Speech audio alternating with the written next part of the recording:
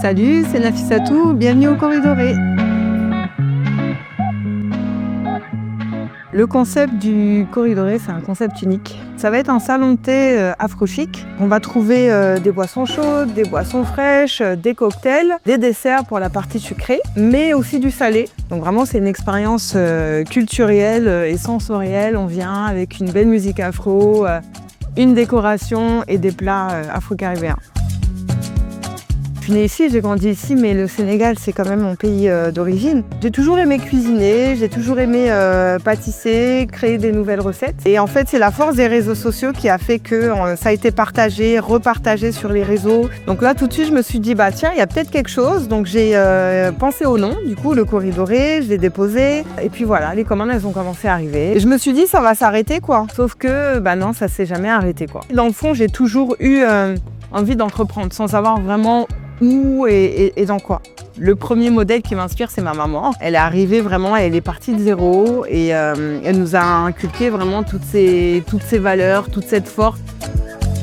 Donc il y a eu 4 ans quand même de réflexion, d'expérience. Je me suis créé ma clientèle. Donc au début, je comprenais pas et après, je me suis dit ouais, mais mon concept, il est peut-être crédible en fait.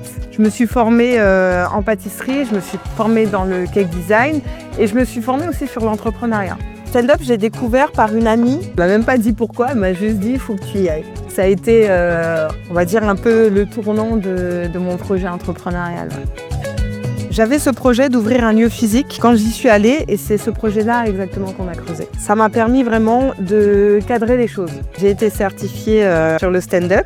Moi, ma difficulté, je pensais ce qui allait être le plus compliqué, c'était le côté procédure. Stand-up, ça a travaillé ma personne. Face à une banque ou face à un investisseur, etc., c'est pas forcément le projet qui regarde, mais c'est la personne qui porte le projet. Le projet en soi, on l'a jalonné. On n'est pas rentré dedans en remettant en cause ce que je voulais faire. Non, c'était juste de se dire, il faut y aller étape par étape.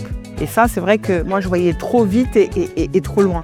Ce que je veux être en tant que femme, en tant que maman, dans un monde entrepreneur qui est dominé par des hommes, en image, je suis rentrée, j'étais un petit chat et je suis sortie en lionne.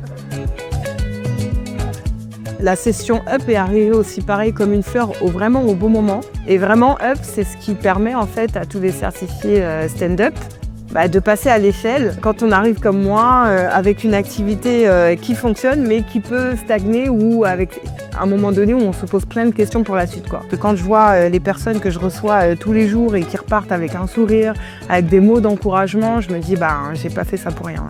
Quand je regarde côté chiffres, l'évolution, l'activité se développe bien parce que de la première année à la deuxième année, j'ai une augmentation de 35%. Le but, ça va être de voir les opportunités, de m'ouvrir vers d'autres marchés, notamment le marché B2B.